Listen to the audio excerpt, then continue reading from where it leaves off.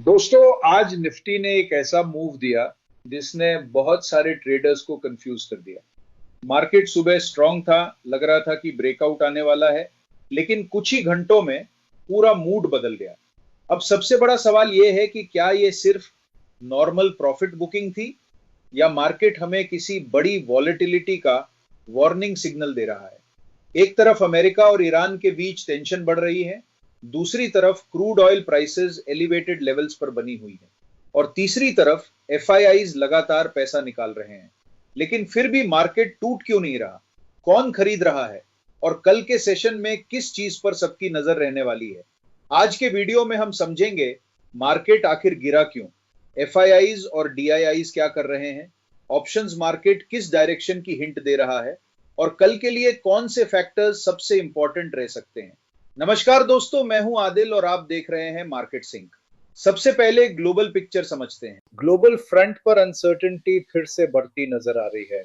America और Iran के बीच बढ़ते टेंशंस ने इन्वेस्टर्स को कॉशियस बना दिया है। मार्केट की नजर ऑयल सप्लाई और मिडिल ईस्ट डेवलपमेंट्स पर टिकी हुई है। इसी वजह से क्रूड ऑयल एलिवेटेड लेवल्स पर बना हुआ है। जब क्रूड महंगा होता है तो इंडिया जैसे ऑयल इंपोर्टिंग देश के लिए सेंटिमेंट जनरली कोशियस हो जाता है। साथ ही अमेरिका के इन्फ्लेशन दाता ने भी इन्वेस्टर्स को सोचने पर मजबूर किया है। इन्फ्लेशन एक्सपेक्टेशन से ज्यादा स्ट्रांग रहने की वजह से इंटरेस्ट रेट्स को लेकर अनसर्टेनिटी बनी हुई है। इसका असर ग्लोबल इक्विटी मार्केट्स पर भी देखने को मिला। यूएस मार्केट्स प्रेशर में रहे, एशियन मार्केट्स में भी वीकनेस नजर आई और ओवरऑल ग्लोबल सेंटिमेंट सपोर्टिव नहीं था। अब बात करते हैं इंडियन मार्केट की। आज का सेशन काफी इंटरेस्टिंग रहा। निफ्टी ने स्ट्रॉन्ग ओपनिंग दी और दिन के शुरुआती हिस्सों में अच्छा मोमेंटम भी दिखाया, लेकिन बायर्स उस मोमेंटम को सस्टेन नहीं कर पाए। जैसे जैसे सेशन आगे बढ़ा, हायर लेवल्स पर सेलिंग प्रेशर देखने को मिला और मार्केट में अपने गेन्स का बड़ा हिस्सा वापस दे दिया। ये एक इंपॉर्टेंट ऑब्जर्वेशन है। जब मार्केट ऊपर जाकर सस्टेन नहीं कर पाता तो इसका मतलब होता है कि हायर लेवल्स पर सप्लाई अभी भी मौजूद है। सेंसेक्स रिलेटिवली स्टेबल रहा, लेकिन ब्रॉडर मार्केट में वीकनेस ज्यादा देखने को मिली। मिड कैप और स्मॉल कैप स्टॉक्स में भी प्रेशर नजर आया। इसका मतलब वीकनेस सिर्फ कुछ सिलेक्टेड स्टॉक्स तक लिमिटेड नहीं थी। अब आते हैं मार्केट के सबसे इंपॉर्टेंट प्लेयर्स पर, एफआईआईज और डीआईआईज। रीसेंट सेशंस में एफआईआईज सेलिंग साइड पर नजर आए हैं। ग्लोबल अनसर्टेनिटी और रिस्क ऑफ सेंटिमेंट की वजह से फॉरेन इन्वेस्टर्स कोशियस अप्रोच रख रहे हैं। लेकिन इंटरेस्टिंग बात यह है कि मार्केट के अंदर पैनिक देखने को नहीं मिल रहा और इसका रीजन है डीआईआईज।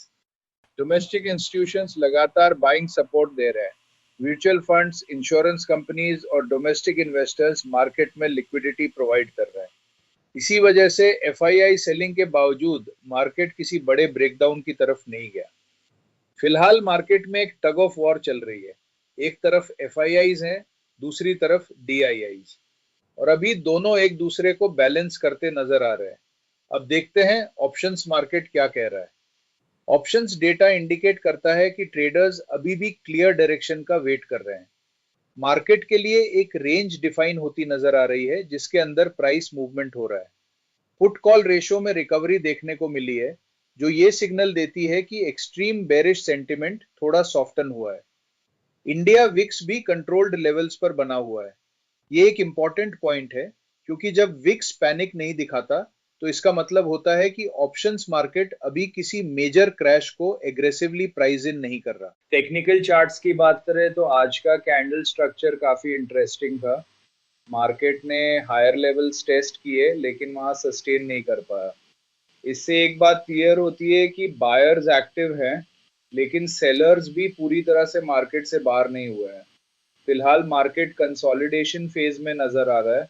ना बुल्स को क्लियर कंट्रोल मिला है ना बेयर्स को।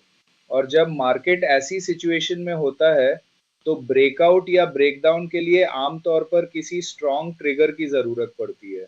अब सबसे इंपॉर्टेंट सवाल, कल मार्केट में क्या देखना चाहिए? सबसे पहले फोकस रहेगा ग्लोबल डेवलपमेंट्स पर।